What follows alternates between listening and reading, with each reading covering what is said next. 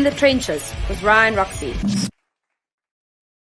Hello. Ryan Roxie here, and welcome to another episode of In the Trenches, a live stream episode, and not just a live stream episode, a duo podcast. The first time it's ever been done in the history of podcasts. I am teaming up because my guest today, I'm his guest. So would you please welcome to live stream In the Trenches, Mr. Todd Kerns.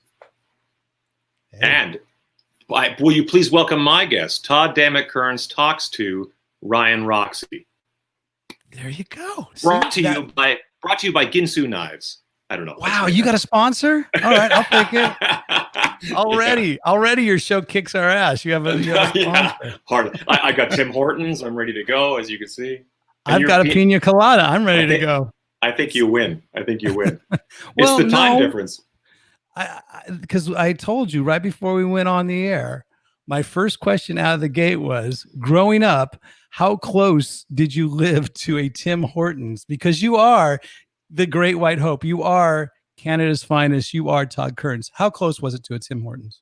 I was just going to comment on how healthy and tanned you look, and how I'm not Caucasian. I'm pink. I always tell people I'm like a White Walker, but with slight sun overtones. I grew up, but it's a nice blend with the background, because it's almost like we're doing this in black and white. It's almost really like a 1920s film. Exactly, like Nosferatu or something. Actually, I grew up in a tiny little town. So Tim Hortons. Well, the funny thing is, there's such a Canadiana that has happened in the past 20 to 25 years, where things like poutine and Tim Hortons have become such a signified part of Canada. Whereas when I was a kid, it'd be the same thing as saying you're from California and like coming up with every possible cliche about California. But for me, it was kind of like the whole Canada. Exactly. Yeah. I grew up in a small town far from everything, and we probably didn't even know what Tim Hortons was unless we were traveling. Then we go through gas stations and be like, "Oh, the good stuff." Ooh, yeah, exactly. Yeah. You know what's funny now? Saskatchewan. Yeah, exactly. The big tip in the States is to go to Bed Bath & Beyond, and you can get Tim Hortons pods for your Keurig for some reason at Bed Bath & Beyond. I have no idea why. Well, I've got my soundbite for this whole podcast, so I guess we could just wrap it up right now. Yes, because Todd Kerns talked about Tim Hortons capsules that you can pick up at Bed Bath & Beyond. Is that another one of your sponsors? Brought to you by Tim Hortons and Bed Bath & Beyond. Yeah, that would be a great sponsor to have. Yeah, it would be. Yeah. Well, you did grow up, because I was doing some research today, because I do love Canada, and playing with Alice, we've been lucky to play not just the ABC markets. We've played of Canada. We've gone deep into the alphabet. We've played Medicine Hat. We've actually played there. We've played Moose Jaw. And we've played Regina, rhymes with Is that where you're from? Is it Regina or close? I come up from north of there, a town called Lanigan, Saskatchewan, and that's more closer to Saskatoon. So Saskatoon was the big city, though we would travel to Regina too. I saw Kiss, Judas Priest, bands like that in Regina at the Agridome, which I think is some agriculture and dome stuck together. I don't know how that worked, but you had an Regina. I mean, I know the joke writes itself. The city that rhymes with fun, they say, yeah. There it is. The city that rhymes with fun. But you said it at very first. You said it very Canadian in the proper way. You said Regina or something. You said Regina. No, it's Regina. It's is. Actually named after, I believe, some Regina would have been like the royal. But in typical, North American form, we take things like Notre Dame and we call it Notre Dame, or Regina just sort of turns into Regina, because that's just that's how we talk. I guess. I don't know. I might have just made that up. There's going to be a million things on the side here saying, it's called Regina because of this, Todd. You should know that. You say Regina, I say Regina. Exactly. But, let's call the whole thing off. You sort of grew up, and you grew up in that area, and that's where, because I do like to start things off. I'm going to kick things off, all right? Because, kick away. Like I said, you're my guest today. And thank you, everybody. You know what? I haven't even acknowledged our amazing chat that's right there. If you are listening to it on all the visual platforms. I'm talking about Apple, and I'm talking about Spotify. I'm talking about Stitcher, all those. Pull your car over, get on your phone and get on to YouTube Live or Facebook Live and hit that subscribe button, because you are hanging out with a duo podcast version of two podcasts combining each other's talents, our strengths, our weaknesses. It's In the Trenches with Ryan Roxie and Todd Dammit Kerns Talks To, teaming up today. And my guest is Todd Kerns. So I get to go first with my question. Go. And this little question of like, let's go back to get forward. I like it. All right. I think Vic has he has an intro for that. You got that intro to put that up there, Vic? This should be something. He doesn't. Okay, never mind. So see, a lot of times if I'll say something like that, Vic will have. Oh, wow.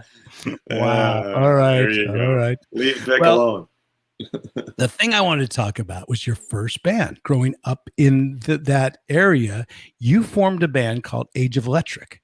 Yes. And yes. it was, now, am I right or am I wrong? Is there two sets of brothers in this band? Yeah. And if so, that's got to be some sort of Guinness Book of World Records. The year is 1989. We have obviously listened to the same albums at the same time, because we both of us, the bands I was in a band called Dad's Porno Mag. You're in a band called Age of Electric. We both loved Oasis, Definitely Maybe. I can tell. Absolutely. Yeah. But tell me how that band formed, and how did two sets of brothers end up starting this Age of Electric? Well, I was in bands before that as a kid, and I was like the drummer from the Age of Electric ended up being a roadie for one of our bands, one of my bands, and we hit it off real fast and real tight. It was weird because we were younger. I was always the youngest guy in the band. So then this guy, Kurt, comes into my orbit, and we're around the same age, and we both loved the same bands. We both played the same kind of music. And it turns out his little brother plays guitar. My little brother's been playing bass. I was actually playing bass back then and singing. And then the idea was, well, I'll get my brother to play bass and I'll move over to the Paul Stanley position of rhythm guitar, lead vocals. And then it literally just kind of happened like that. It was fairly painless. It's kind of like, it seemed obvious, like we should do this. And then this band itself did quite well in Canada. I mean, I'm seeing next to the name Juno, which is nice awards. It's basically the Grammys of Canada. Right. And nominated. We never won it, but hey, just I'll to be there. Yeah. It's exactly. I sat next to Mark Messier from the New York Rangers and Shania Twain at the Junos, and I thought, oh, okay, I've arrived. And that was my first hockey game. Was Mark Messier in New York Rangers playing the LA Kings, Madison Square Garden. Wow. Great. I saw Mark back in the Edmonton Oilers days, back when Gretzky and those guys. Those are crazy times.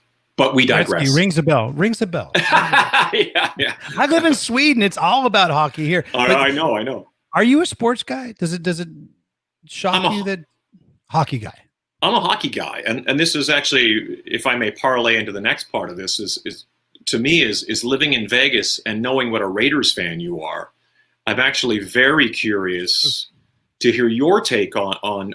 I mean, I drive down the I-15 into the into the city, and the stadium is just this. At one point you're thinking, where are they going to put a stadium? Hey, there you go. Look at that. Ouch. Does that hurt, Ryan? Does that hurt to see that? It gives me so much joy. It gives me so much joy. You don't understand, because people have been asking me, aren't you so bummed the Raiders are leaving Oakland? It's like, no, they've left Oakland. I grew up in Northern California, right? Sure. And it's great because now it just became your show and you're interviewing me. See how that happened? See people in the chat? You see that little switcheroo without even knowing? Yeah, exactly. No, I've been thinking of this a lot. Ever since we got the Raiders, I thought, I got to talk to Roxie about this. And here we are. Now it's happening. Well, here we are. I'll tell you the exact story. Because when it first started happening, all the rumors of it were you going to be bummed if they move out of it? Because at that point, they could have moved to either, I think San Diego was Los Angeles, going back to LA was an option. Even San Antonio, Texas was an option. But Las Vegas, they settled on because, Why shouldn't you have a professional football team where the most, betting goes off, sports betting in the world? There's nothing ever that could be fixed or rigged. I love it.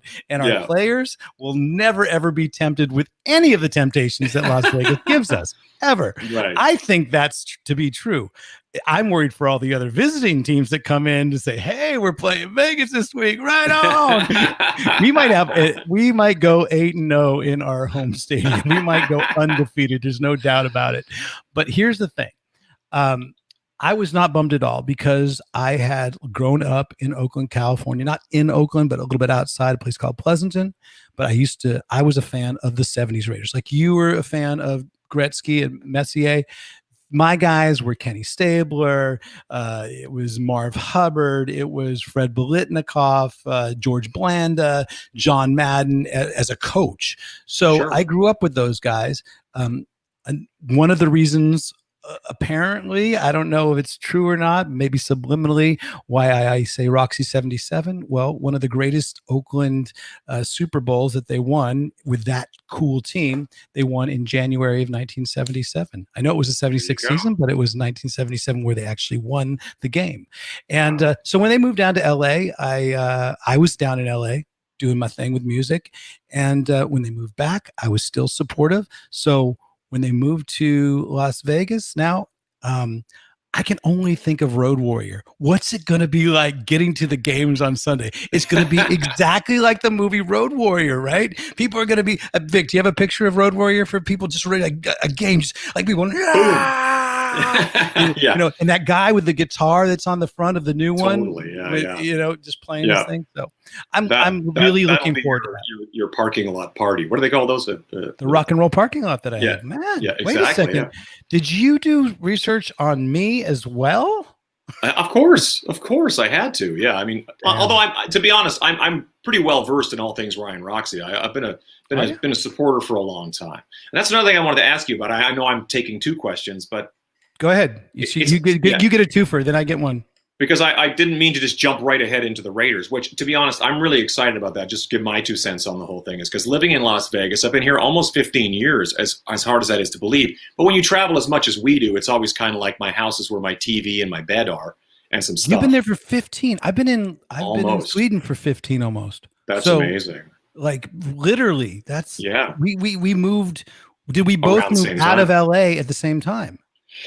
Probably. Or were you living in LA? I was in Vancouver, but I've been in and out of LA many times. Yeah, so so I was pretty much in Canada and had that whole thing going on. So when I came here, it was sort of kind of random, and it wasn't really a move. It was kind of like I had some stuff going on here, and I was bouncing back and forth, and then all that other stuff kind of happened. But my point was going to be that in watching the Golden Knights happen here in Las Vegas, it was really fascinating to watch. Like, say, on Monday, no one even knew what hockey was. And then on Tuesday, that logo was everywhere. You know what I mean? Yeah. And by the end of that first season, I remember walking into this like supermarket to grab some whatever with my wife. And I looked around, I go, doesn't it feel like we're in Canada? Like, she looked around and everywhere, everyone was wearing the logo and it was on everything. And I was just like, and it really sort of gave this sort of identity in a way, which I didn't really understand because I've always been a music guy. And I guess I always took for granted, and I've always taken it for granted because I'm not sure about Sweden, but in Canada, hockey is everywhere. Like, it's on. Oh, Sweden is, outside of Canada, the second most popular place where the most popular players come from, I believe. Oh, yeah. Sweden, because we're always winning those world championships. We're always winning the world champions. In the trenches turned to on the bench. It's a sports show now. Yeah. I like it. But no, I think it's really interesting to me because it's like, ever since I moved to the States, it's been something I have to seek out. I remember we were in Los Angeles recording, and it was like the playoffs were happening and the Kings were in the playoffs. I don't remember what year this was or whatever was going on. We just decided, Fitz and I, our drummer, who's also Canadian, and it was like, Brent Fitz. Yeah. So we were like, let's just go get something to eat. Let's just go to a sports bar so we can watch the game. So we walk into a sports bar. I don't know where it was or where in LA, but it was just like a million TVs and every cricket, anything you could imagine was on TV except hockey. And we're like, dude, the Kings are in the playoffs and you don't have a hockey game going on here? He goes, oh, click. turns it over. Like, seriously? But it's the kind of thing you have to kind of seek out if you really want. There was a time, a very short, brief time when I guess it was Gretzky was on the Kings. Who else was the guy? It was when the LA Kings had Marty changed their color. McSorley, all that. Luke McSorley was Robitaille, on. Robitaille, of course. Yeah. But they were all on that team. The team had changed its colors to a bit more of black and silver. Yeah. And it got Ricky Rackman. They used to have the Lakers colors. Yeah. Yes, they did. Yeah. But Ricky Rackman was like spearheading this hockey movement. I remember that. Yeah. And Ricky Rackman of Cat House fame, folks, for those of you keeping score at home. And then so for a brief time, hockey was really in vogue and very rock and roll. I tell you, the first hockey game I ever went to was when my band I was in called Electric Angels. We had moved from Los Angeles in the late 80s when everybody was migrating to LA. We couldn't get arrested there. We had played pretty much we've opened up for every band that imaginable, all the cool ones. At least I thought that we could go there. Oh, wow. There it is. There's a nice picture. Yeah, look at that. And Electric Angels, we were playing. Well, that's after we were signed, but as you can see, the hair remains the same. But I like it. That should be the title of your book. The hair remains the same. I like that. Yeah. All right. So from the late 80s, we moved to New York City. My first sporting event ever to go to was at Madison Square Garden. Seeing the Kings play the Rangers, and it was awesome. Ty Domi was like beating everybody up at that point. As he does. Really cool. I saw so many great things at the Garden. I was able to see, I don't know if you're into NBA. I do love the fact that we've become a little bit of a sports show, folks. This is sort of people don't know me as a sports guy, but I actually am a great appreciator of the NBA. And I lived in Vancouver. We had a basketball team when the Raptors happened in Toronto. Vancouver got a team called the Grizzlies, which is now in, I think, Arizona. I'm not sure where they moved to, but anyway, they did move around. But they used to have that big white dude. It was big white dude.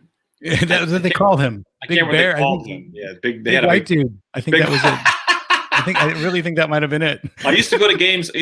all the time. I would go with they used to shoot the Chris Isaak show up there. Remember when Chris Isaak had a TV show?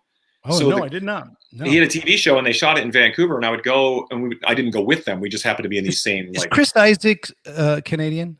No, he's not. No, he's down south somewhere, I think. I'm not sure. He just looks like someone that's always surrounded by models because of that one video. I know, right?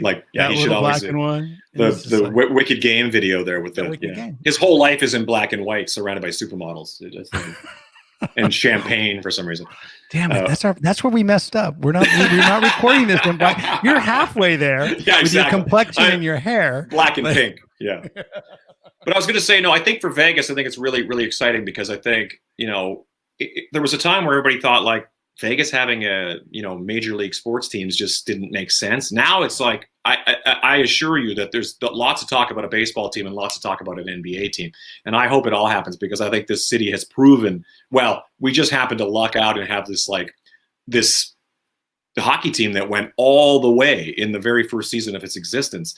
All the way to the final round. They weren't moved from somewhere else. They came. No. They were an expansion team. A brand new expansion team. Wow. So, which I think is the interesting thing about the Raiders is we kind of thought, well, it'd be interesting if it was the Las Vegas whatever, like a brand new team. But the fact that it's the Raiders, it's very, very interesting to see. To witness this happen, so I'm excited. LV Raiders, I'm all on board with that. See, the Golden Knights, I can't. Is there's too many things with that could be nefarious associated with Vegas with the word golden. Sure. Showers.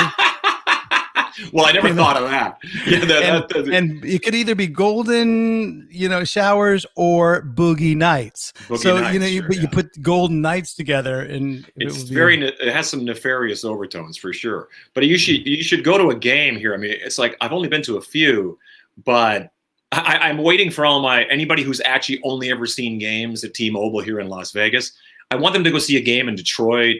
Or like Boston, like the old school, like original six teams where it's a hockey game. You go in there, like back in the day, you could smoke in there and you'd like throw your keys at the ref, and now it's like And then in Vegas, it's like this big production, pyro and like stuff going off, and celebrities are showing up. So it's here's a a good whole question. next level thing. Here's a good question that will lead me into back to music, folks. All right, don't give up on us in the chat. We're going to come off sports eventually. I've exhausted my sports knowledge at this point. Not yet, though. We're going to dive right into the trenches, or exactly. Dammit talk to at one point, because you are folks listening to a duo podcast. First time I think it's ever happened in the history of podcasts where I myself, Ryan Roxie, in the trenches, have teamed up with Todd Dammit Kerns, and we are combining both our podcasts together. So if you like it, just subscribe down there at the corner right now, and we appreciate you showing up right now. And I'm talking about these arenas. We're talking sports, and of course, I want to know, have you, as a musician, whether it's in Canada or whether it's across the states, been able to play any of your bucket list arenas with the bands that you've been in? And which one was it?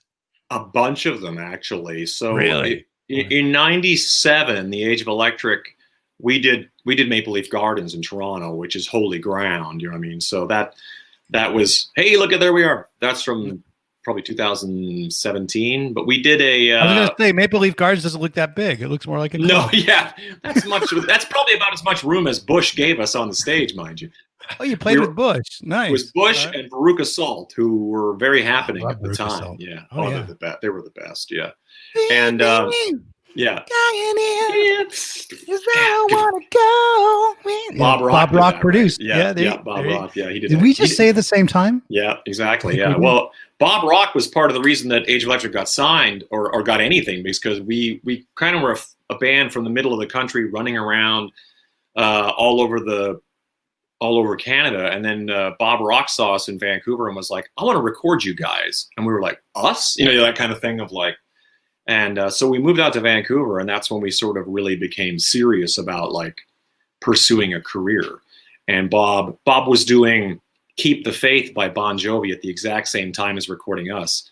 And the bass player on that would have been 91, 92, I think. 92 by the time we finally got out there. Wow. So he recorded you guys. Yeah, he was working on this Bon Jovi Keep the Faith record. The record where John cut his hair was a big deal at the time.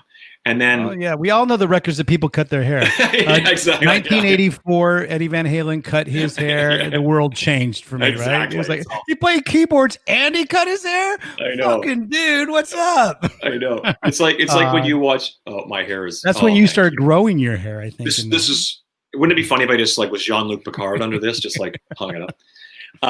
But but it's funny when you look back on those bands like Queen and all that. You look at like the era of Queen, and they all had long hair, and then 10 years later, wasn't it Jazz where he cut his head? Where he cut I think so. Yeah. He didn't cut his head. He cut. Don't cut your head. Whatever you do, don't cut your. But Roger too. Roger was like, and John Deacon too. They all went short, and Brian has always had the same hair. It's different color now, but it's always had the same hair. Yeah. But what was I saying? Oh yeah, so Bob brought us out to Vancouver, and I know you've had some history with Bob. You worked on the Tal Bachman record, or I'm sorry, in Canada, Tal Bachman. Well, yeah. Bachman out there. All right, yeah. Well, the guy that had that son. And you're uncredited somehow? The guy how are you? Yeah, exactly. Okay, here we go. She's so high above me. That's the song. I mean, I could play it for you right now, not just because I haven't heard it 500 times today.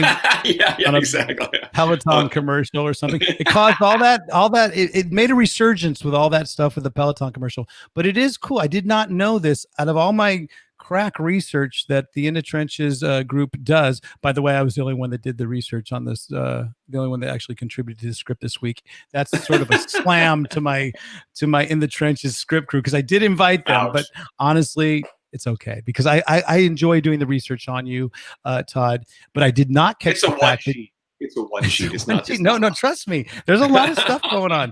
There's a lot of stuff. Oh wow. On this iPad. But Vic, our producer, always does a stellar job at finding out all the overlays and stuff. Let's see if you can find one for Tal Bachman, because the thing is, Bob Rock produced the Tal Bachman album. Bob Rock worked with yourself, with Age of Electric as well, and recorded it.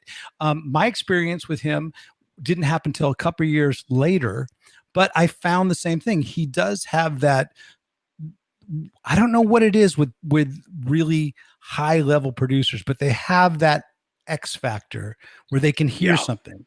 They can hear something that we don't hear, and then takes it to the next level. And I remember, because I didn't even think that song "She's So High" was the best song on the album. I thought Tal had some better songs on there, but then again, we were all living in Hawaii, enjoying the experience. It wasn't. He was already in Hawaii by that point. Oh yeah, we were in Maui. Where is that? In Maui. We recorded, we were the first band to record out of Bob Rock's studio in Maui. So I had been to that studio that I think you recorded at, because that's where I met, during that whole era of Tal Bachman, I met Bryan Adams, guitar player, who was Keith working Scott. around. Yes. Really amazing Great guitar player. Yeah. And you probably worked with him as well. You're kind of Canadian royalty up there. Well, right? People say things like that, but I don't feel like that, but I appreciate that. Thank you. I don't really know Keith at all. I've met Brian on a few occasions, but Bryan Adams, sorry. I'm all first name basis here. Brian, I'm dropping names. Watch your feet. Well, dude, I don't know if it's Bryan Adams. I don't know if it's Brian May. You're just dropping everything with with a B. Exactly. I know a lot of Bryans. I need a bartender. Can I get us some more?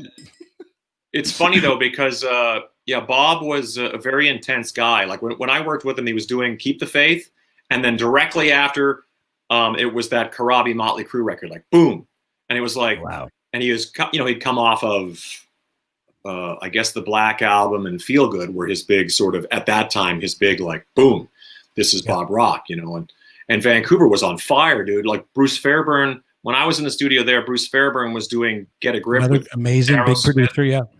Bruce is no longer with us, but like that studio was doing like Aerosmith, AC/DC with Mike Fraser, and then like Bon Jovi and Motley Crue, and that era, Poison, all those bands that were killing it back in that 80s era were just always in Vancouver. So by the time we got to Vancouver, it just started to kind of like a year later, that had kind of you passed. kind of were living in the Cult. Los Angeles, the Cult as well. I know that Bob worked with them on not after, it was after Electric. It was the Sonic Temple.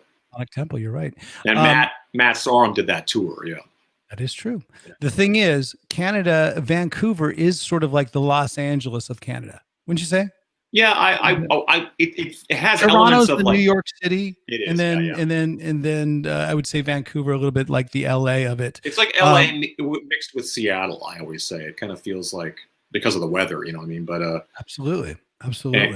And by the time I got to Vancouver, the Seattle impression was massive, because that alternative thing really started to kind of turn over by that point, and we became like Seattle Junior in a sense, you know what I mean? Which brings us back to Bob Rock producing Veruca Salt, who you guys opened for at one of your bucket list arenas. So you like the way that all ties in like a nice little bow? That's very good, very good. That's almost why like it was scripted. Right now we're in the trenches. It's no longer Todd Kerns talks to.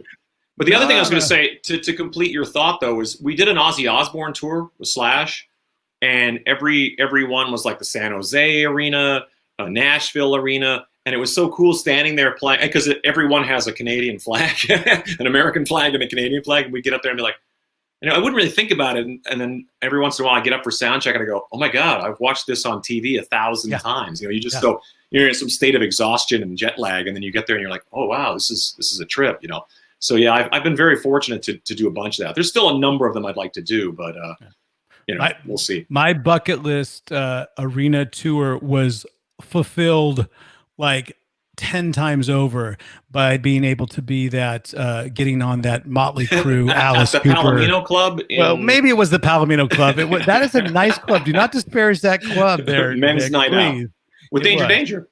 It was Danger. So Ted good they had to name it twice. So dangerous they had to name it twice. That's true. But like when Alice Cooper, and again, you think you can not drop names? Check this name drop. When we were doing the Motley Crue final tour with Alice Cooper and the Raskins opening up, wow. There you go. I'm dropping them all today. There's no prisoners.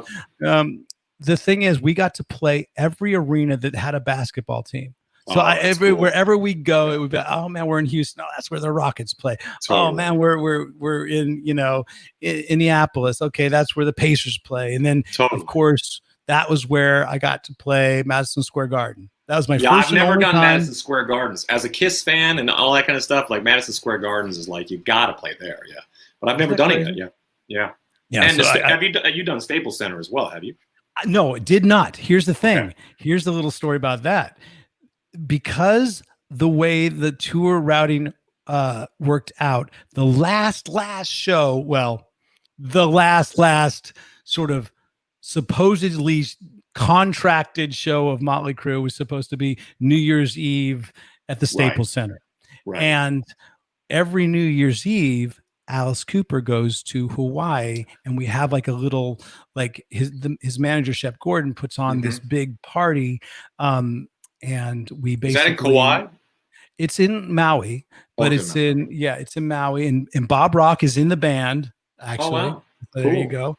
But Steven Tyler, does he come out? Steven Tyler, so here's the trade-off. I really wanted to play Staples Center. I really wanted to play LA Forum. I've never been able to. I've been to the LA Forum. I've literally passed out at the Forum Club multiple times. I've picked up on. I've asked Vanity for her home phone number in front of Nikki Sixx on the Girls tour in the Los Angeles Forum Club. And I'm sure my wife's going to listen to that and go, "Really? You did that? You didn't?" Yeah. But yes, I did. I didn't get to play the LA Forum, so I was like, well, because all the concerts shifted over to Staples Center. Right. Well, that one show, we all went to Maui, and the Struts ended up opening that last show for Motley Crue at Staples Center. So I've yet to play Staples Center. But that New Year's Eve, I was able to play Walk This Way, Sweet Emotion, Jaded, and a number of other songs with bassist Chuck Garrick. No way. Wow. Steven Tyler. Wow. So honestly, Steven Tyler, I was about maybe 10 inches away from, like big 10 inches away from like that one. Well done. Away from Boys in the Attic. Yeah. He was playing Dream On, just him and a piano, and I was like literally waiting to get on stage to play the other songs with him, literally like a foot away, and it was like he sang it spot on. So that, the trade-off was great. And I also got to play Bob Seger's, what's the song that Bob Seger does? Just name any song. I was going to say there's a catalog of songs. Yeah. The Old Time Rock and Roll. Okay, yeah, sure. Yeah. Where the Scientologist does the crazy dance in the song. Yeah, I don't think he was a Scientologist back then, but okay, well, was he? I don't know. He was looking for something. That dance is he was looking for his pants, I think. It's a cry for help. We got to play the Forum opening for Aerosmith, so that actually kind of was a bucket list for sure. And it wasn't long before that Michael Jackson had passed away, and he'd done all those rehearsals there and all that kind of stuff. So it was like it had this kind of weird vibe about it. You did play the Forum. So we did the Forum, and it was like, Jim Carrey was there. It's one of those, that the LA thing is nuts. Jim Carrey was at the New Year's Eve show. There you go. Maybe Jim Carrey's everywhere in our life. And the full circle is he's Canadian. So there's that. Maybe Jim Carrey's part of this podcast, this duo podcast right now. He just pops up in the next scene and starts talking. No, but the kicker was I got to play the Bob Seger song "Old Time Rock and Roll" with Linda Carter, the Wonder Woman. Wonder Woman. Wow. With Steven Tyler on drums. Amazing. How many times can you say that Steven Tyler? I think you win everything with that. Well, you know what? Here's the icing on the cake, or the salt on the caramel, however you want to say it. Mick Fleetwood. I look over and I hear this percussion. Mick Fleetwood's on percussion. What? He just kind of comes and sits down and does percussion. Come on. That's my biggest name drop story. That's going to be my sound bite. I'm out. Thanks, man. What was my sound bite about you? We had I think it was something to do with Tim Hortons at Bed Bath & Beyond. I think. Bed Beyond. There you go. Yeah. But I wanted to ask you. There you go. Bed Bath and way beyond. I wanted to ask you about so I didn't realize until I started looking at the actual dates. I know you've known Gilby all these years, but with Candy and all that, LA so you guys were doing gigs in '83. First of all, you were a kid, obviously. But not so much, but that's yeah. I'm not on that photo, but thank you though for you're not even in that version. No, but it's okay. But you can put it back up, Vic, because honestly, it didn't matter because at that time, the reason why I got into the band, there was a sale at the Burlington Coat Factory. Those leather coats went big. I was Johnny Bravo. I'm telling you, I'm the Johnny Bravo of Los Angeles for that, because honestly, I looked exactly like that. Maybe not as good of a complexion as these guys because they look like little teen idols. But the thing is, I had the dyed black hair. I had all the, I had all the accoutrements. I had all the aesthetics. I had the black leather jacket from Burlington's. You're right. I think it was actually Wilson's House of Leather. I don't think I could have afforded anything from Burlington. I think mine was probably either found or vintage store or whatever. Yeah, because we all kind of the same thing. I was going to say, because you and I have, what I've always appreciated about you is I think that sorry to cut off your story. I'm sure it was going to be a way better story than I was going to talk about. But it was not a good story. Of course it was. There's no bad stories.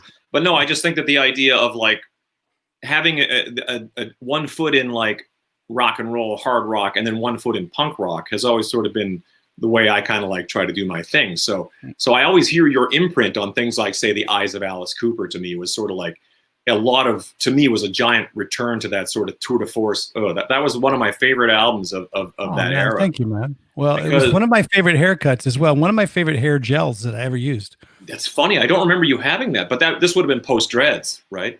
It was right after I cut off the dreads. So when you've had dreads for years, those aren't dreads. Those are actually braids. Yeah. I started out with the Bo Derek vibe, right, and then Carrie Kelly whispering sweet nothings into my ear on that photo. Which if you guys notice on that album cover, you put it back out again, folks. That's a Dad's Porno Mag album. We completely replicated the Rolling Stones Black and Blue album. 100%. Like that's exactly to the font and everything. 100%. Yeah, I wish Vic could put out the whole entire fold out because it has Stefan Adik on there. Do you have that? No. Okay. Great lineup. Yeah, that's great. I always ask Vic, I'm sorry, our producer, for things that he can't just create, just to frustrate him. There he is. He is with us. It's Jim Carrey. Now he's ladies and gentlemen, Jim Carrey. But sorry, I don't want to cut off your because I was really very curious, mostly about with Candy and of course into Electric Angels. What clubs are we talking about in 1983 in Los Angeles? Because this is like, by the time I got to LA, it was like 89, something like that. So it would have been like, it was a little bit later. I kind of was in Candy right at the beginning of the hair metal scene. I joined like in around 84, 85. Okay. And, but the club scene was a real cool eclectic scene in Los Angeles because you did have that punk rock vibe, but also you had a very rock and roll vibe that was starting to form. You had that Whiskey a Go-Go, you had the Roxy that were those staple, and the Troubadour that were staple rock clubs. But then you had all these alternative clubs like Scream. Dale Gloria was a promoter at Scream, or Janice that would do English Acid. And we would play at these, basically there would be like 5 bands that had your haircut and diaphanous complexion and Candy, or Electric Angels. And Electric Angels had a little bit more scarves. We got definitely more velvety and scarves after we the gypsy rock thing happened. Well, but see, we were early on it because we made our album in London, and we were able to go to London and sort of catch the fashion trend before that. But back in LA, we, like you said, this whole synergy of punk rock and rock and roll, and don't forget straight up pop. Growing up for me in Northern California, I listened to like AM radio that was straight ahead pop, and I would listen to ABBA, or I would listen to the Bee Gees right next to Aerosmith and Cheap Trick. So I'm not sure if it was the same sort of situation for you in Canada, if you had those sort of influence, but I think you did, because I definitely hear some pop overtones to your punk rock and sort of straight ahead 1,000%. I think that's, I know that 1,000 is doesn't work in the percentile game, but I absolutely. Neither does 110%. I'm giving it 110%. So you can't even use that. But no, sports references. To this day, I'll go back and listen to, Get the Knack or any of those sort of like.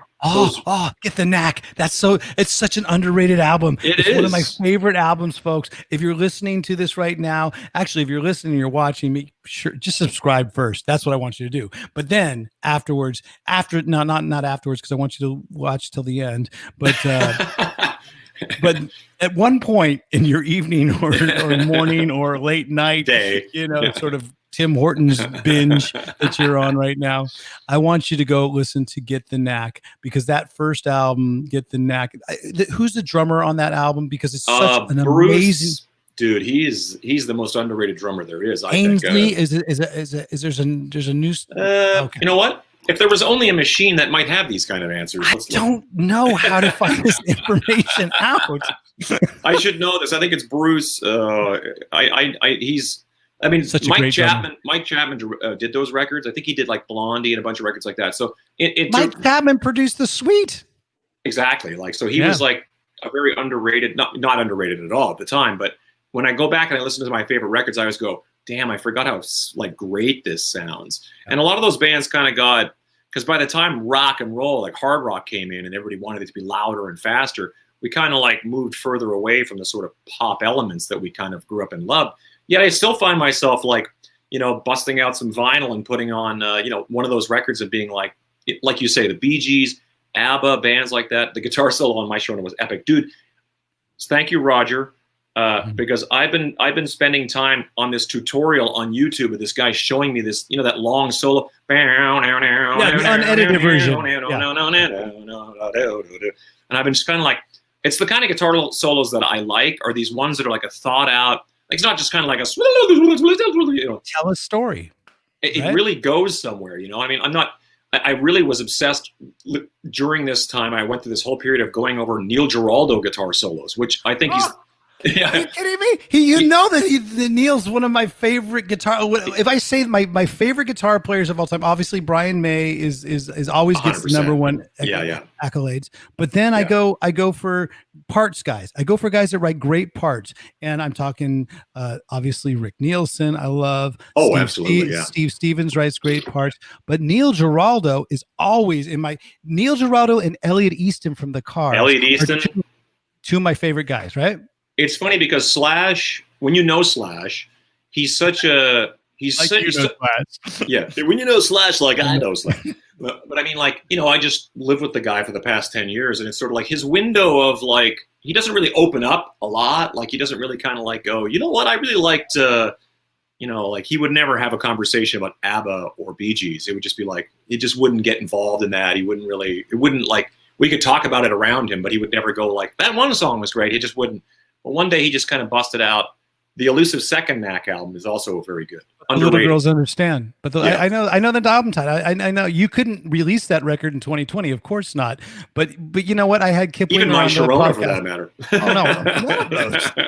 Even the Beatles. She was just 17. Well, she's underage. You're canceled. Yeah, exactly. Yeah. What was I saying? You were talking about it when you know Slash. Oh, the way. Yeah. No, it's funny because like out of nowhere one day he goes, you know what album was really big for me? The first Cars album. And I went like, it just seemed like, but he goes, but then of course I go, well, yeah, Elliot's like one of the most badass guitar players there is. As far as like composition and chops, it's like country chops and stuff like that. It's nuts. It's like, he's really underrated. You know what's funny? After all these years, and I'm going to, folks in the chat, get ready for some name dropping. Here we go.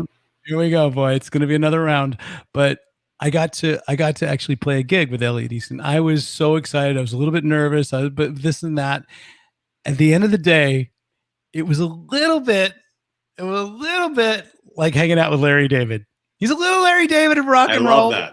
I love that. He was complaining a little bit about his back. He was like, it was like something, but at the same time, when we did the gig together, because it was for a benefit show, it was up in Seattle, and wow.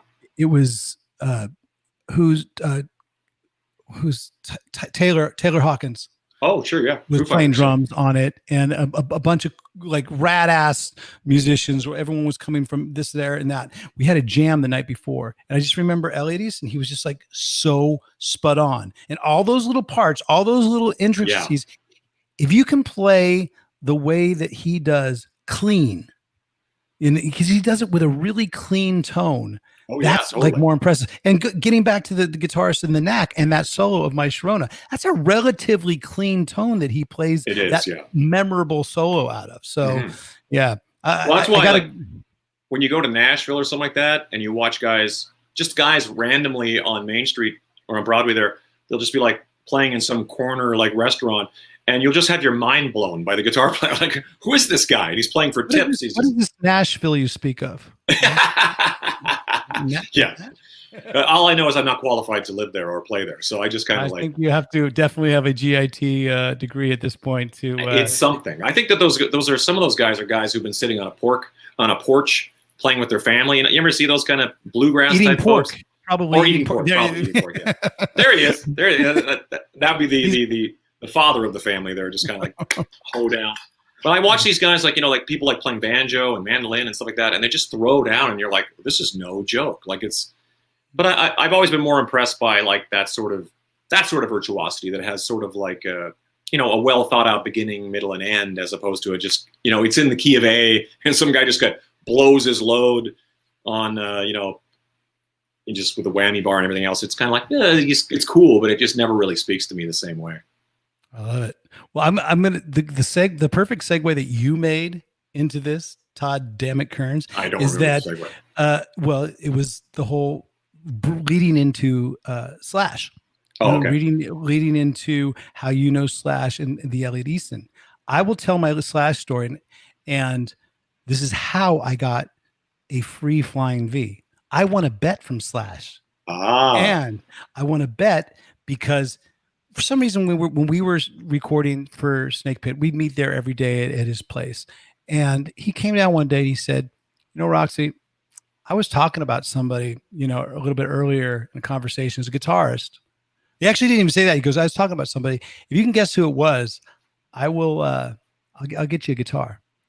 And I go, he goes, what kind of guitar you want? I go, I want a flying V, because I didn't have a flying V at that time. Sure. Yeah. And I don't know. And I said, wait a second. I need to know, was it an actor or was it a musician? He goes, it was a guitarist. I'll give you that much. And for whatever reason, I don't know where it came from, I just said Elliot Easton, and he looked at me. Oh my God, there he is! Great job, Vic. Amazing. So he's a southpaw. Slash looked at me in the eye like he was unbelievable, and his manager at the time, Tom Marr, was right there. He looked at Tom. And he goes, did you fucking say anything? and Tom goes, I said nothing. And it literally came like one of those times where you just a name comes out of the ethos, and I just said Elliot Easton, and he goes, it was Elliot Easton. So wow. So Slash commissioned a guitar for me from a company called GMP that I was working with at the time. Yeah, sure. Yeah. They made a I don't know if we can even find a picture of it. It's a pretty crazy looking guitar. It was a leopard sparkle. I remember that one. Sparkle Flying V GMP. I think I played it somewhere on the maybe that was the Brutal Planet tour or something like that. And that guitar is named Elliot. And I there you go. There you go. Thank you very much, Slash. I saw the Cars play like that weird version with Rundgren singing, Todd Rundgren. Yes, I saw him here in Vegas, and it was great. Yeah, like I said, it was amazing to watch Elliot play those parts. Was the thing I got off on. So I know that they've done an actual reunion with Rick since then, but I never got to see that. I really wanted to see that, but when you play as much as we do, we miss a lot of shows. Yeah. Well, I mean, your experience, because that is, I mean, I could go through all the other bands, honestly, Todd. I could go through Static and Stereo. You could tell me a lot of stories. I could go where we met through with Sin City Sinners. Ooh, look at the haircut. Look at that, man. They want to make us a boy band. Well, you know what? Everyone had a hairstylist back then. Yeah. Everyone knew a beautician. This is easier. Yeah. Is it? Yeah. I don't know, man. People always say like, oh, isn't dreads your easy? No, having dreadlocks back for me in the year, late 90s and early 2000s, it was the hardest haircut I've ever had. Dread maintenance. That's a commitment, 100%. It was a total commitment. It was. Our drummer in the band had dreads, and it was a nightmare. I thought that's why I didn't get involved. I could go through more Canadian classics like Michael Sweet that you played with, and you've always kind of that's Michael Sweet. That's Michael Sweet from Stryper. Yeah. What? So I appeared in a couple of his videos, not that long ago either. Actually, yeah. All yeah. right. I never played with Michael, but he just randomly showed up one day and he calls me. He goes, I didn't really know Michael, so I just got a phone call from Michael Sweet going like, hey man, I'm coming to Vegas. I'm shooting a couple videos for this record I did. Would you be the bass player in the videos? And I'm like, of course, I'd love to. I loved Stryper and all that kind of stuff. And he's a wonderful man. So he just shows up and I played on it. And it was kind of fun. Yeah. So it's not some random Canadian Michael Sweet. I don't know if there is a Canadian Michael Sweet, but you never know. There is. I thought it was. Okay. I had done a whole expose on Michael Sweet. Yeah. Folks in the chat, wait till next week. I'll have a great Born in Moose Jaw. Yeah. Our guest will be Michael Sweet on the In the Trenches podcast.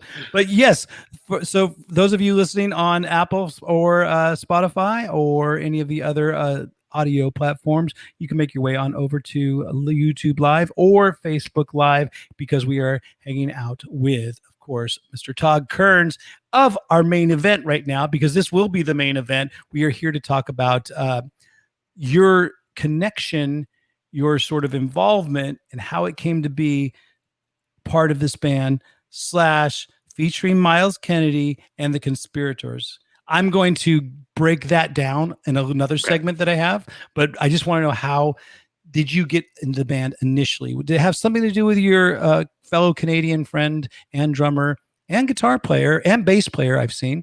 And dancer, choreographer? Just kidding. Brent Fitz. Did Brent reel you into the team, or how did the whole experience with Slash getting into the...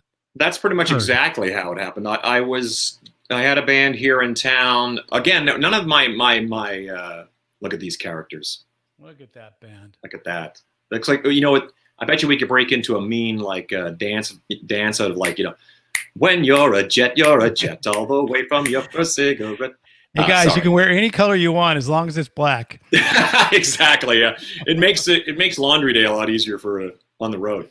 But I was playing around town. I was doing just fine. I was, really enjoying myself. Sleeping in the same bed every night was nice. I wasn't on the road. I was just living in Vegas, playing in a house band and jamming with everybody and that doing really. Any Sitters, right? That was the Sinners, and we were doing really well. And I was buying a house and being a grown up, and kind of there was a part of me that hadn't really given up on the idea of traveling or whatever. Oh my God, look at these characters. There's Brent. And we just decided to I just loved playing and jam with all these cool people. And then out of nowhere, Fitz calls me and goes, I was actually it's a funny story, because my father was here. I was looking at a house, and my father he came down because he's a grown up and I'm an idiot. So I was like, I'm going to buy a house, but I don't know what the hell I'm doing. So he comes down and he's a grown ass man from Canada, and he's a fish out of water in Las Vegas, but he's one of those kind of fish out of water that doesn't matter. He's 100% comfortable wherever he is and will engage with the waiter for 20 minutes about whatever, you know what I mean? So I was just sitting at a Chili's after we looked at this house that I eventually bought, and my phone rings and I pick it up, and it's Brent Fitz, and he goes, hey, can you want to come jam tomorrow at Mates, in LA? Rehearsal in Los Angeles, where dreams come true. Yeah. Exactly. That's where I got the Alice Cooper gig. I like that in your Wikipedia. There's a mention of Bobby from Mates, which I always from Mates. There it is. At, yeah. So the next day I was kind of like, yeah, and I was literally a part of Slim Jim Phantom, George Lynch, Sylvain, anybody who came to town and be like, boom, let's go play. And I really sort of got a name for being the guy of just get Todd. He knows all those songs. It's kind of it was kind of a not true. It was there were certain things like the New York Dolls and and stuff like that. I knew all those songs, but then it was like George Lynch is coming to town. It's kind of like, okay, well, I'll sing. I'm not playing guitar with that guy. He's playing the guitar parts, right? That kind of thing. So you're saying you might have been you were the Eric Dover of the LV of Las Vegas, because Eric Dover was that guy. We nabbed him for Glam Nation and eventually Alice Cooper, because not just because he's such a great vocalist in the first version of Slash's Snake Pit, not just because of his great work with Jellyfish and everything that he's done with his solo stuff as well, but I mean, he also knew all the words to every Bowie, Sweet, T-Rex song imaginable. So it's bananas. And honestly, back, Eric was one of a very early guest for us. Oh wow! And we brought him there. Look at that Glam Nation. Eric Dover, right? That is a version of Glam Nation right now. The two guys in front, I think, are radio contest winners, but I'm sure they're probably very big entrepreneurials. The guy in the back with his tongue out, I don't know who he is. I know that's Eric Singer on the left, and of course, there it is. Look at that. I thought that was EJ back there. No, that's actually Stefan in the back. He's there he is. Okay. He's from Brooklyn. He's pretending that he's like, flipping people off in England, but he's, Britain. Of course, yeah. That's the English style, yeah. Yeah. But then there's Teddy Zigzag in that photo. Of course. So anyhow, I do want to hear how this rehearsal at Mates transforms into a gig. I just got the call to come down and jam, and it really was sort of like, Fitz is a funny guy that way, because they already had somebody. They had a guy, and there was like a lineup. He like a few weeks earlier had sent me a text, and it just said, all it said was, Slash's new drummer is from Winnipeg. And I laughed my head off, because he's from Winnipeg, Canada. And I go, no way, that's awesome. But I was like, never was there a part of me that goes, can I be in the gig? Is there a place for me? I'm not that kind of guy. I was just sort of like, that's awesome, good for you. And then I had to go off and learn, Wasp songs for a Steve Riley jam or something, whatever the hell I was doing. And then so I get the call, and I looked at my father across the table, because my father was with me at the Chili's, and I go, you up for a trip to Los Angeles tomorrow? And he goes, I've never been to Los Angeles. And I go, that was decision enough. I had to kind of, okay.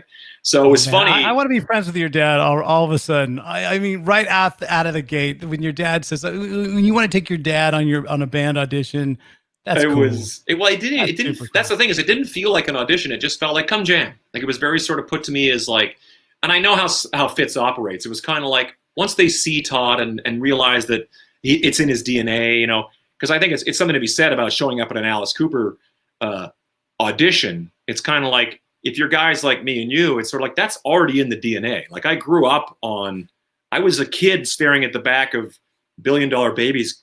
I was terrified by that image of the band back then. I remember thinking like I've never seen so much hair in my life. Like, you were used to long-haired guys, but Neil Smith and all those guys go, what the? Yeah.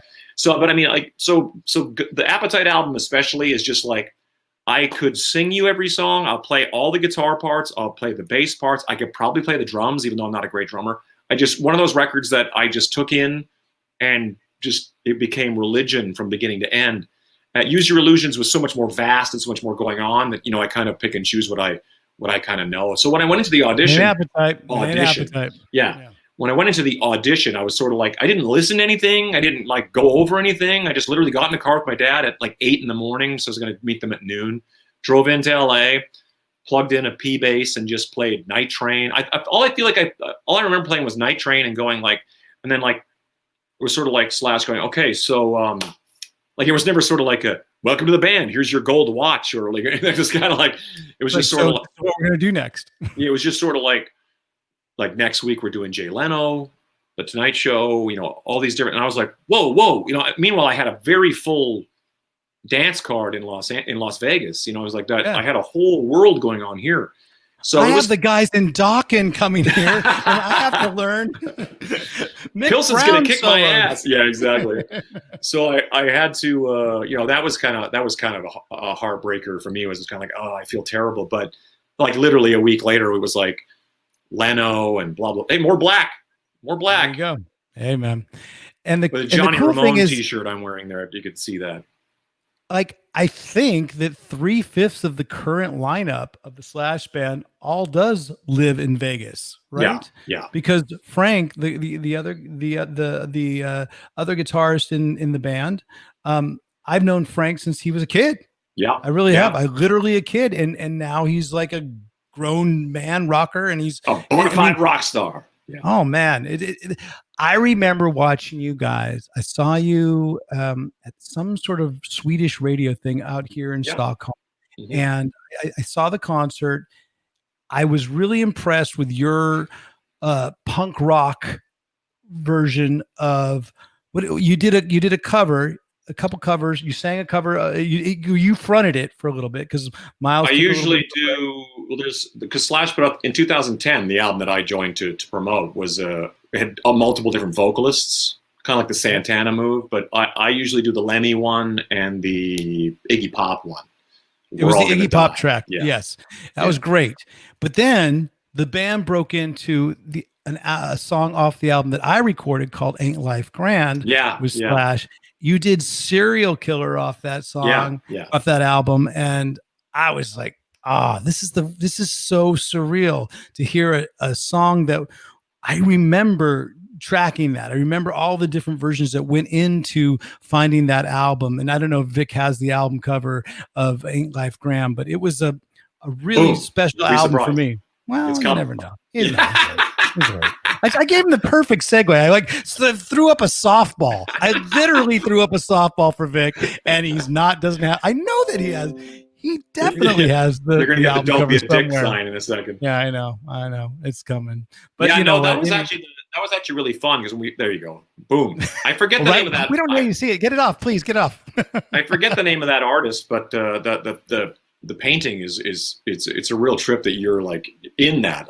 The artist escapes me, but it's an amazing. He's a famous artist, and I think someone in the chat will have that name real quick. Now that's Matt Logg and Johnny Giparic on that. Is that who that is? Yeah, there's some pictures of that early lineup that we have. I want to show if Vic has that because at one point, folks, you are going to see me shirtless. You're going to see me and Slash both shirtless, which is quite a a distinct shirt allergy was going around at that This is a picture that was just taken in 2020. This is both of us that I think is last month. Was it, Vic, that you just got that? No, might have been a little bit earlier than last month, but wow, maybe before the quarantine. But then there was another shot of us inside with now this shot kind of typifies what we spent the years playing with. Where is that? That's in, I believe that's at Sunset Sound, or it might be the China Club, one or the other. I'm doing. Can we go back to that picture real quick, Vic? Thanks. And obviously, you can tell the year it was because for all of us, we're wearing backwards baseball caps. At one point, it was cool to wear backwards baseball caps. Somewhere they did twist around the front. And that's the thing where your dad would be like, the visor is to keep the sun under your eyes, right? That's me on the left. And that's Mr. Johnny Giparic, who's actually hanging out in Sweden these days. He's from Sweden. Amazing bass player. Yes. Oh, he's a monster. He's from Jönköping. And this is one of my favorite vocalists I've ever worked with ever. One of the most tremendous voices. It's Rod Jackson. Right and there. If you can see there, Rod Jackson's wearing what we call the Canadian tuxedo. Well, is it Canadian? In the full all denim, full denim. Yeah. Well, obviously he would not be able to fit into Slash featuring Myles Kennedy and the Conspirators photo shoot because it wasn't black denim. Well, yeah, I don't think that's not really a mandate like plan or anything. It's just sort of like. Really? Show me another publicity. I guarantee you'll all be in black. Oh, I guarantee you. Well, currently what are you wearing right now? You're wearing black. I think it's a Varvatos. Oh, look at that. Oh, there's Took. Also, that's Took. Okay. I want. Well, that's Overflow. I do want to get into Took a bit because that is one of your. But there's a blonde projects. guy. See, there's a blonde guy in the band. That was a real transition. Wow.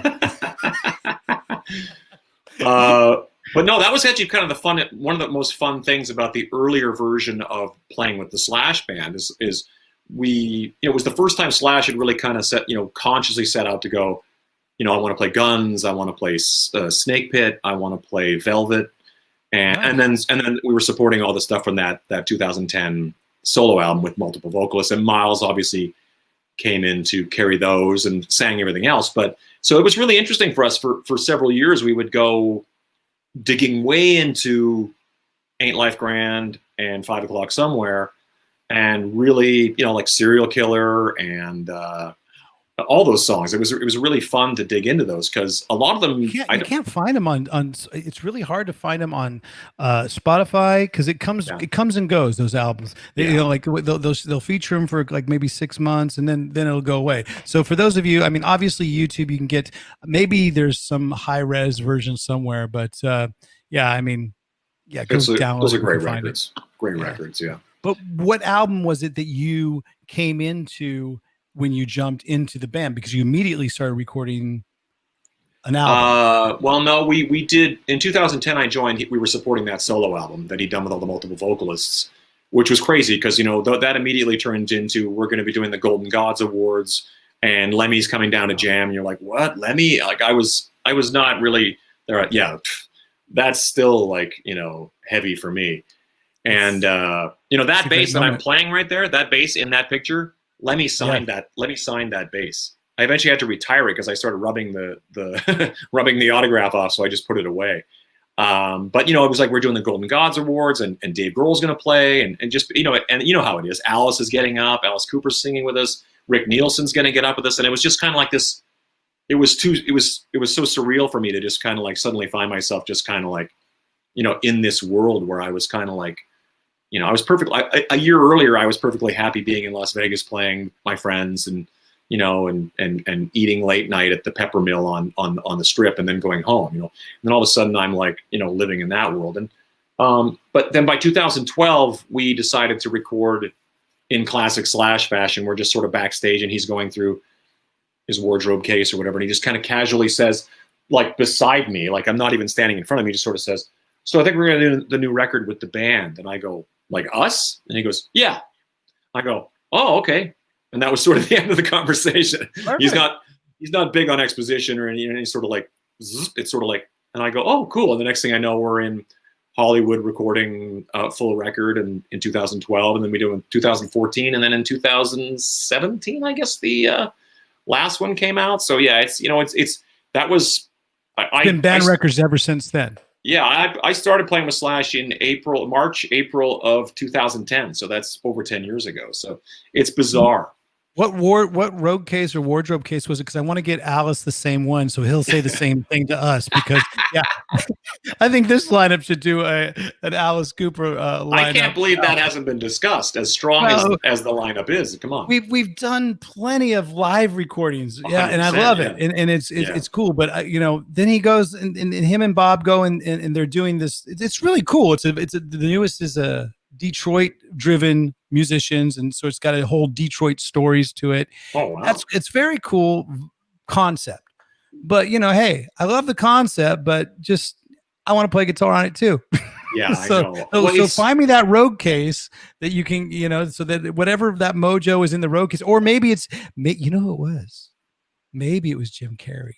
There you go. Hanging around. The spirit of Jim Carrey. The spirit of Jim Carrey. He was around there. There he is. He's always there. He is. That's what you call a comeback. In the comedian world, right? I have to ask you about that too, though, because as fascinated as I am, like, first of all, I'm fascinated by the transition. I'm always fascinated by the New York versus Los Angeles conversation. But for fear of not getting time to get into that. Well, there's going to be a part 2, by the way. This podcast, this duo podcast that we're doing. We'll just stop, and then we'll just be talking for another 2 hours after this. No. But I'm saying I've already planted the seed in my head, and I think Vic's head, and hopefully the chat's head, that there will be a part 2 of us talking, because honestly, we'll wrap it up, because there's only so much you can digest, because we're shooting right. everywhere. We're kind of like an old Western. We're just coming in like Yosemite Sam, like bang, bang, bang, bang, bang. But sports, we've just been bouncing around. Yeah. Don't forget Tim Hortons. But talk to me what you were saying about this New York, Los Angeles difference. Well, I mean, because the weird thing for us in my early band, Age of Electric, we were from Saskatchewan, Canada, the Midwest, essentially. We moved to Vancouver. That's Static and Stereo. Close. Yeah. It's the other picture. But there you go. There's one from the reunion tour of 2017. Look at how happy we look to be taking a picture. It's like there's one guy that looks like he's in Slash's band, and the other guys are. He's like, wait, did anyone get the memo that it's an all black photo shoot? Our drummer Kurt always looks like he's selling farm equipment or something. Oh, John Deere. Yeah, he's. I bought. I think I bought my last bulldozer. Yeah, close enough. But he. Where was I going with this? Oh yeah, so we got signed out of New York, which was crazy. Mercury Records back in the 90s. The 90s. The last great vestige of being signed to a record label. So we did. So my fascination, because my own experience of going to New York is basically like a kid with a piece of straw hanging out of his mouth, just going into Manhattan. Like, what? I'm from Saskatchewan. Yeah, exactly. What's all this New York City? Yeah. Well, you sure got a lot of Taco Bells around. You know, it's like, but we'd already been to Los Angeles too, so we'd had these experiences. But my interest, because you actually like put down roots in New York. I lived there for between 4 and 5. I would never say I put down roots because I was always subletting from month to month. So still, how long were you there? Like, I peed in a lot of different toilets in New York. How about that? You know? How long were you there though? I was there from the late 80s to early 90s. So collectively, that's roots. That's roots. I mean, that's enough. It was an experience. I say everyone should live in New York City once. I would love to. Yeah. You know, I came there with honestly a milk carton. I remember what I had. I had all my possessions in one of those milk crates, not a milk carton. What year did you get there? I got there in 88, I believe. Oh, dude, that's a totally different New York. Yeah, well, people were walking around. You could still walk around with a beer as long as you brown bagged it. As long as you bought the beer at a bodega, they would call it. But I'm sure that's probably some sort of disparaging term now that I can't say. Who knows? News to me. But you'd buy a beer. They'd say, would you like to brown bag it? You brown bag it. You could open. You could walk all around the city. I went from there with nothing. I remember it was like one of those plastic milk crates, all my possessions, got a record deal, Atlantic, publishing deal, money, living everywhere, subletting, you know, this and that, enjoying the city as much as you could, being on a band, you know, having the only success we had with our album, we created ourselves. We toured in a van, again, Danger, in Hurricane, doing those tours till the end, where I went to the ATM, I plugged it in. He said, "You cannot. Your minimum withdrawal is $20. You have insufficient funds." So I had $10.88 when I left the city, which was $10.88 more than when I left. When I came there. Wow. So were you living? Were you living left with nothing? In Manhattan, were you mostly kind of living? Okay.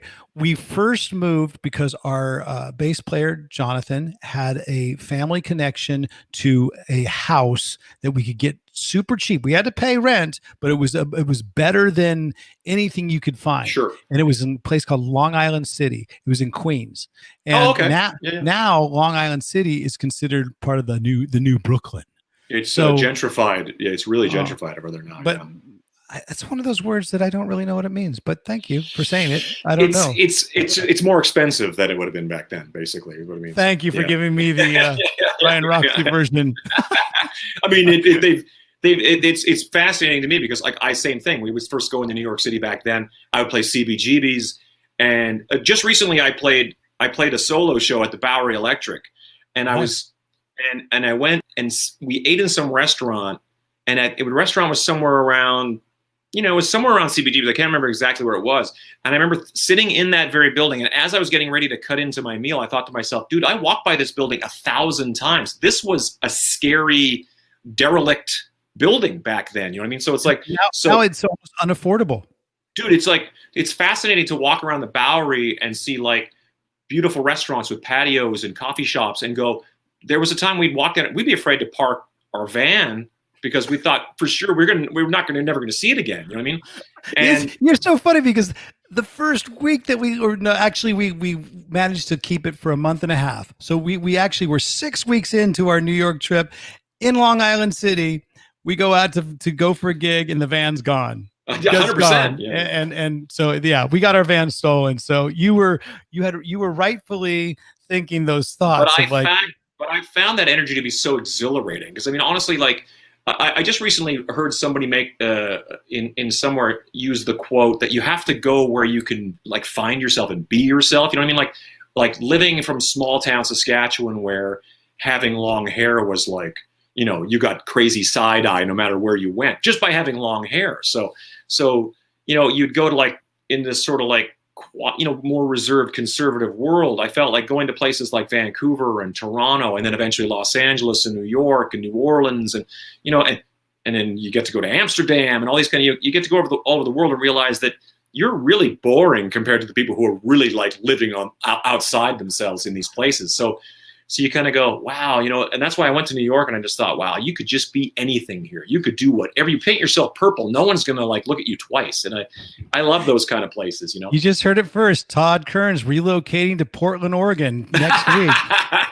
Yeah, you want danger? You want lawlessness? There you go. Fine. Exactly. I don't know if I want danger and lawlessness. I don't know. Yeah, there you go. That's a Raider game, actually. You got to cut the sleeve. Going to and then you cut the sleeve off that jacket you got at Burlington Factory, just the one sleeve. That guy could easily be in Candy. Yeah, he could easily be. Totally. I think. Do you remember the band Babylon AD? They used to all look like that. Yeah, of course. I have a wealth of like Metal Edge magazine band knowledge. Save it for part 2. Honestly, there is going to be a part 2, folks. This is the first ever duo podcast that's ever happened in the history of podcasts. That's why we are going overtime. That's why we are having a great conversation, because you are listening to In the Trenches with Ryan Roxie. Our guest is Todd Kerns, and I am Todd Kerns' guest on Todd Dammit Kerns Talks to ... Ryan Roxie. Exactly. I'm the blank.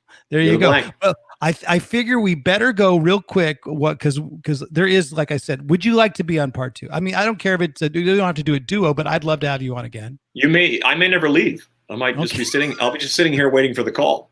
Then just stay there until the next time. Yeah, just like sitting here looking at. I'm still online.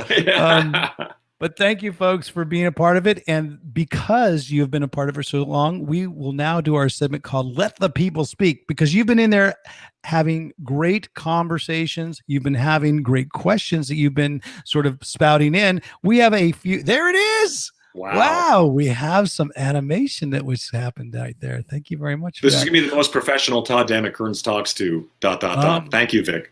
Well, this is going to be one of those. This is going to be one of those major head knockers that gets solved, unsolved mysteries at Tremont Fans. Where did Todd get his nickname Dammit from? Tremonti fans. See, they're a big fan of Mark Tremonti and the band Tremonti, whom I love as well. Mark is an amazing dude, an amazing guitar player, and his band is killer. The name Dammit, people are always confused by it, but it basically goes back to the punk rock days of when you would take John Lydon and he would be Johnny Rotten, and you just sort of, in Vancouver, it was Joey Shithead from DOA. Everybody had like a name, and then somebody would just stick some kind of like something at the end of it to make it sound like a punk rock name. So Todd Dammit rhymes with an expletive, taking the Lord's name in vain. So it just kind of Toddzilla, Todd Dammit. So it just became that kind of thing. When I moved to Vegas, what I found was a very liberating thing. This is supposed to be a short answer, but it's not going to be. It was fun to move to Vegas and having been Todd Kerns, who'd been in this thing in Canada and done all this stuff in Vegas and in the States, I was just some dude named Todd. So for whatever reason, Vinnie Paul, God rest his soul, from Pantera and Hell Yeah and all that, he loved the name Todd Dammit. It'd be across a casino, I'd hear Todd Dammit, and I'd be so it really caught rolls on. Off the tongue. Yeah. He would just love it. He just scream, and people would say to him, "I saw Todd Kerns earlier." He'd have no idea who that is. He'd be like, "I don't know who that is." But so it just sort of stuck when I it's always been around, but it sort of stuck when I came to Vegas. And then Slash just loves to do the Todd motherfucking Dammit. You know, he's the whole long. He loves to kind of stretch your name out on stage. So yeah, nice. But thank you. Does he? And you have your own little Dammit logo right there. I see that. Yeah, the Bat Dammit. Yeah. All right, the Bat Dammit. Well, at Real Matt Launder. So now I messed up Tremonti, but I hope didn't mess up at Real Matt Launder. What is something that you didn't anticipate about becoming a genuine rock gods? The monthly fees. That's for me. that for me was it. You know. What is yours? I have a problem with the term genuine rock god, but I'll accept working musician, blue collar working musician. Something that I didn't anticipate? That's actually a really good question. It's like I'll spend the next 4 hours on this. No, I'm kidding. I don't know. I have a pie graph. I have a total chart, and I have graphs that no. Yeah. It's a whole focus point. What did you not? Okay, so let's instead of rock gods, because we don't want to be too egotistical, do we? Let's say working musicians. What did you not anticipate getting into this business? I mean, I anticipated the travel because that's all I wanted to do. I just wanted to travel the world and play see the world playing music. That was one of my bucket list things to do. So I fulfilled that. I love that. I embrace it. What didn't you expect? I'm with you on that because it's funny because I have friends that they like to use like a lot of working musicians around Vegas have that sort of jazz mentality where they're kind of like, hey man, I'll play music for free. You got to pay me for all the other stuff, the travel, the airports, the all that kind of stuff. But I always kind of felt like I'm kind of okay with all of it. You know what I mean? Like when you say that, what I didn't anticipate, I think maybe I didn't anticipate that I would enjoy it this much, in a funny way. Like I expect there to be kind of a downside in a way. Like I never feel like there is. The only downside is when pandemics happen and we're suddenly not playing. And it's sort of it's not the small soap. I don't mind the small soaps are great. The travel size, everything is great. I'd be like, sure. I mean, being away from your loved ones and all that stuff is never fun, and it sucks. But you have to balance it out. Doesn't it make it better when you're back? You have to balance it out with the, I mean, because that's the thing about Slash is an animal when it comes to touring. Like he loves to just go, and he loves buses, he loves stage, he loves the whole thing, he loves being in a dressing room, and I think that so there are times where we've been away for 3 months, and I'd be like, but I think if you could do it in a way that you can get home and sort of touch base and do all that kind of stuff, but it never lasts forever, and this as well. It's like touring cycles are touring cycles, and if you're mature enough to kind of look at it as like, look, this is the block of time where I'm going to be away, and then I'll be home. And who knows, because it's the music business, I don't know how long I'll be home for. And then you have times like this where you're like, well, I'm going to take full advantage of being home. I'm going to drive everybody crazy. They're going to be like, you go on the road now. You get out of the house. When you say Slash is an animal when it comes to touring, hello, I've been playing with Alice on and off since '96. 1 year tour. '96, I joined his band. Even though I've been taking, a few years off here, a few years off there. When I moved to Sweden, I actually wasn't in the band for 5 or 6 years. He's toured every single year except 2020 right now. That's amazing. Yeah, I mean, isn't that sort of the goal? Like that to me is like, I never really I haven't really thought about retirement or anything like that in any way, shape or form until I see like, older guys that I've been playing with off and on. And I go like, I'm totally cool with this. 65, 70 years old, still doing it. Hell yeah. I'll absolutely be doing it. I love your answer to that though. What's the thing that you didn't expect that I'd enjoy it this much? It would be this amazing. Because it really is. I agree with you that 100%. It's not to say that there aren't hard, tough things and that flight's canceled and you're sitting in the airport way longer than you want it to be. And that's, but to me, it's kind of like, well, I have painted houses, I've dug ditches, I've done all the crappy jobs I could do, and they were infinitely worse than, oh wow, the flight's canceled. I got to sit here and drink coffee for another 2 hours. It's like, give me a break. What was your weirdest job? What was your weirdest job that you remember doing before you were making money playing music full time? Oddly enough, like I've had a lot of interesting jobs. I ended up working in like, painting houses was a big one. My brother and I both sort of fell into that between tours. We'd come home and paint houses, but I fell into a job working at like halfway houses, like where they guys were in jail and now they were like in like halfway houses, and they would hire guys with tattoos. Hey, I know that guy. That's where I know him from. But they'd hire guys with tattoos and long hair because I think they thought that they'll be able to kind of identify with these kind of like, I don't know, rock and roll looking guys. I guess we kind of looked like maybe borderline criminal ourselves. I don't know. And from that, I spun into like working with autistic kids and stuff like that, like just different in a weird like healthcare. It wasn't even, you're like a support worker. You're basically, your job is to kind of, you go to like a group home, you go, hey, we're going to go down to the pool hall or whatever, and you'd go to the beach, or you'd find outings to do, and guys like me would somehow be responsible for these other human beings. And I don't think it was anything actually rewarding. And you have a very, I mean, the jobs you do, they're not weird in the sense you did a really good, important thing. Me, in juxtaposition of that, as far as a weird job, one of my jobs was passing out porno mags in downtown Wall Street in the late 80s, 1980, wow. 89, 90 to be exact. Brown paper bag. Did you get a W-2 form for that, or what's your tax? I know I got $50 and Chinese food, and it was my buddy Alex Richter from Hard and Fast that paid for me, and I got to stay in his apartment on 23rd and 3rd for about 2 or 3 months because he was a big Electric Angels fan. So that's a rock and roll job. That's what that is. It was a very rock and roll job, but it didn't have the same, I guess, heartwarming accolades that perhaps some of you working with the homeless and working with autistic children. Mine was a little bit different. There you are. Could have been me. Just the only thing missing is a porno mag and a paper sack. Perfect. Well, you know what? I'm telling you, Todd, there will be a part 2 for this because there's so many more things I want to get into. But I do want to cover.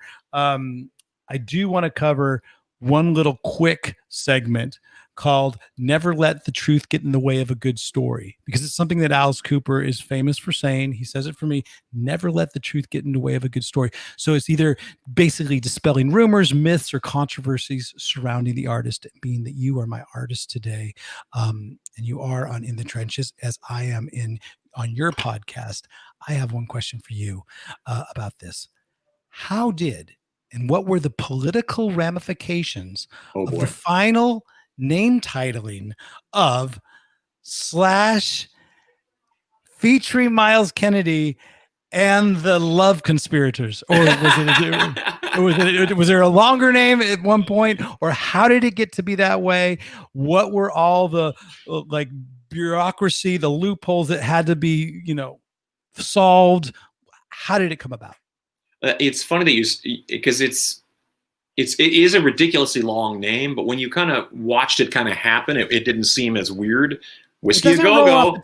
It doesn't roll off the tongue like Todd Dammit. Yeah, it's true. I see a theme, but it doesn't roll off the tongue like Todd Dammit.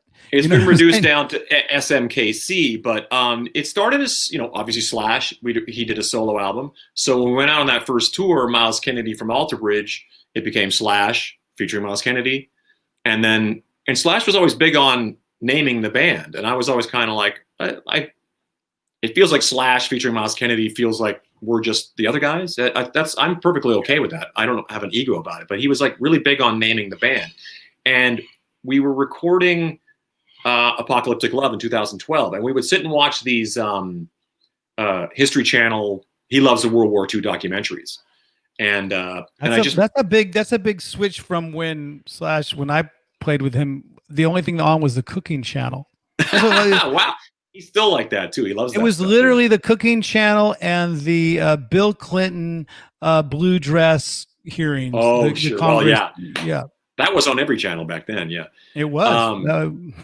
It was. But he kind of came across the Collaborators. There was one of the documentaries. I believe that's where this is from. Was called The Collaborators, and he loved that. He goes, because we collaborate, we make music, we collaborate up to bat, and and I remember it didn't really quite roll off. Like I imagine seeing like the Conspirators, I kind of imagine being a band that was playing at like CBGB's back in the 70s. Oh, yeah. See that? The Collaborators featuring Dick Manitoba. Dick Manitoba, like exactly. Yeah. The Collaborators didn't quite have the same ring to it, but I sort of went. I thought it was cool that he wanted to give it a name anyway. And then like a couple days later, I remember watching on the scroll of upcoming stuff. There was a World War II documentary called The Conspirators. So I said, now that's a cool name. And Slash in classic form, he never says like, yeah, we should do that. He kind of goes, and then you never hear a word about it until a week later. He goes like, I think we should call it on the album cover. Yeah. He goes, I think we should call the band the Conspirators. Yeah, so that's the first one. So it really becomes, it's basically Slash featuring Myles Kennedy, and then the other three of us happen to be the Conspirators. So, and by that point we had added Frank Sidoris, so he became, he kind of and associates. Maybe if you ever wanted to do a law firm, associates, exactly. LLC. So that really wasn't that I got behind it, but that's neither fact nor fiction. It was just really getting the true story. Oh, was I supposed to create some sort of fiction about it? Well, you basically I was just trying to take all the credit for the name. I think you kind of got the credit for it. I mean, you were watching World War II documentaries. Like the Collaborators came up pretty good, but then Conspirators came up. Actually, you know what? You don't get any credit. It's whatever. I think it's the History Channel. History Channel. Yeah, the History Channel. Credit, yeah. Now they're going to get sued. We're going to get sued by the History Channel. Well, here we go. I'm going to sort of shut this one down now. Because we have so much material left over. I don't know how much material you have left over on your question. I honestly can go all day. I can go all day. Yeah. Well, we're going to shut it down right now because there will be a part 2. Mostly in shutting it down is what are we missing out on as far as like when this happened? Oh man, there's so many other things to get into. No, but I mean, as far there you go. Yeah, the Bruce Kulick band. The Bruce Kulick connection to you is actually very interesting too. Your connection to Bruce via Electric producing Angels, our first demos. He produced our first demos. That's and right. then there was the whole conspiracy with Conspirators of the X and Sex. But we'll have to get into that part on the 2. Next one. That has to. But I want to say, what are we missing out on as far as with this pandemic right now? What would you be doing if that wasn't happening? Oh. Would you'd be supporting your solo stuff? Would you be Alice stuff? On tour with Alice right now. We had a big year of touring. We had and it was a lot of Canadian dates as well.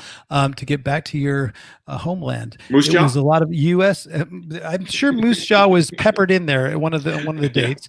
The thing is, we were supposed to have a lot of U.S., a lot of Canada, and Mexico and Europe, but it's all been sort of postponed, and but that has allowed me to really dive in the trenches, I guess you could say, with this podcast. Build up the community that we have, because everyone that's been watching and hanging around there is you got my respect. Thank you for hanging there. And we've just been building up week by week. And I know you're building up your podcast as well. So I think this is really good for both of us to do these duo things, because your crowd will see our stuff. Our crowd is going to see your stuff, and I know we're going to re-release it on your channel on Thursday. So if you're not subscribing to my channel right now, do it, and definitely subscribe to Todd's channel as well. Are there other ways of getting in touch with you, Todd? And if you can, please say them for the people listening at home. That's all my Instagram, Facebook, and Twitter information. At Todd Kerns, for basically Todd Kerns on Instagram and Facebook, Todd Dammit Kerns on Twitter, just to be confusing. But that's basically the easiest way to get a hold of me. I feel like I'm fairly, it's funny when I look out at the world and see how social media savvy everybody is. I find myself to be, I'm up to my knees in it. I never I refuse to get up to my neck in it. I love being able to kind of like be a ray of sunshine in an otherwise very murky waters sometimes in some of that world. I try to present some sort of happiness and fun stuff once in a while, as we're doing here, as opposed to getting into the heavy stuff that goes on the planet we're currently living through. What are you going to do, right? It's an escape. It's a bit of an escape, I think. But I think you have a presence online. I definitely, have seen your fans are just as dedicated as the people that are supporting our what we're doing here with the Roxie Guitar Army and in the trenches. And I see this synergy growing, and it is in a positive way. And it should be an escape, because if you want to go talk crap and you want to hear about doom, gloom, then just go turn on the TV. It's fine. But here is a little bit of a safe place. At one point, I said you couldn't say the C word, and then Then you live in Europe. You live in Europe. That's no big deal over there. But as far as, because people are going to be listening to this and watching on your podcast as well, Todd Kerns talks to, these are my sort of social medias. There you go. If you want to go check it out. And on Instagram, it's at Ryan Roxie, Facebook at Ryan Roxie, and of course, Twitter at Ryan Roxie. Or if you can always just go by ryanroxie.com. And yeah, I'm we appreciate the support too. I forgot about that. There's websites. It's there weird is living. website. It's weird living in the 21st century, isn't it? Well, it's especially in 2020 in the 21st century, because so much of the stuff that we're doing is online. Even though we are a world apart, because we're not both, into the touring cycle, because you're not on a tour bus right now, and I'm not, in a different country, maybe sleeping at the same time while you're playing, we're able to get together like days like today. And I really want to come across some good stories. I really want to pick your brain about Sweden and that hang in the world. I've always, as a Hanoi Rocks follower and believer for all my life, although that's Finland, obviously, but that whole hangover in that part of the world, there's such a great love of rock and roll in that particular area. I tell you, bands like Backyard Babies, Dragon and Nikki, and the rest of the guys in Backyard, Helicopters with Nikki Anderson.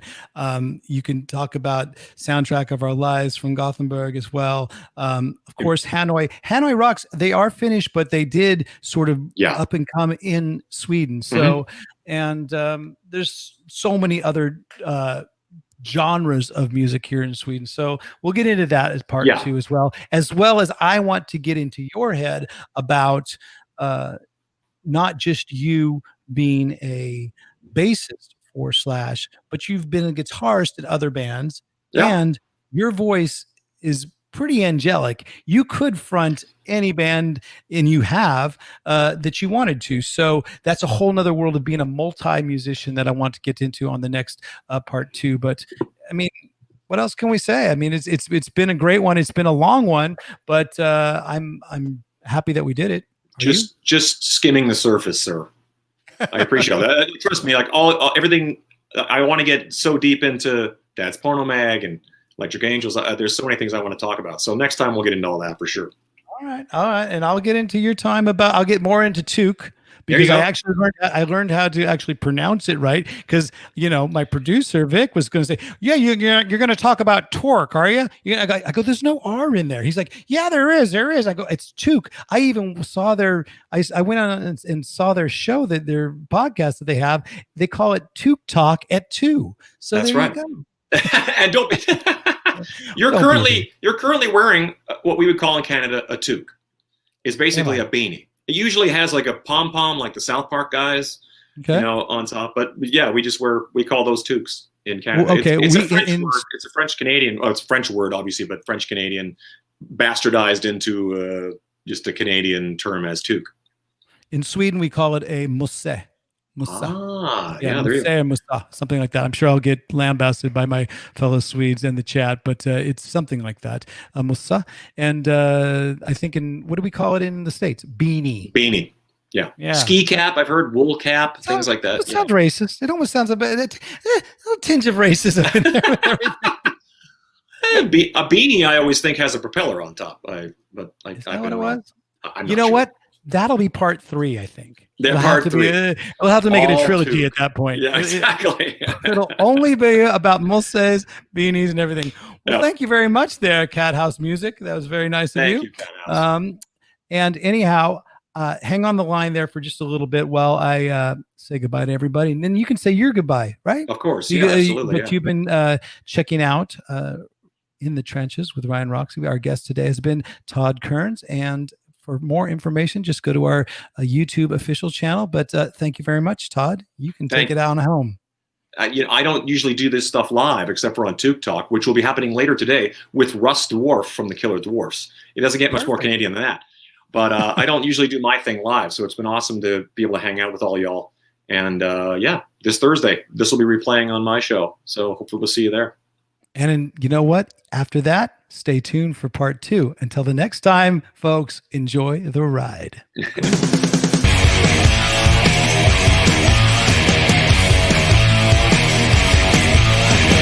Trenches with Ryan Roxie.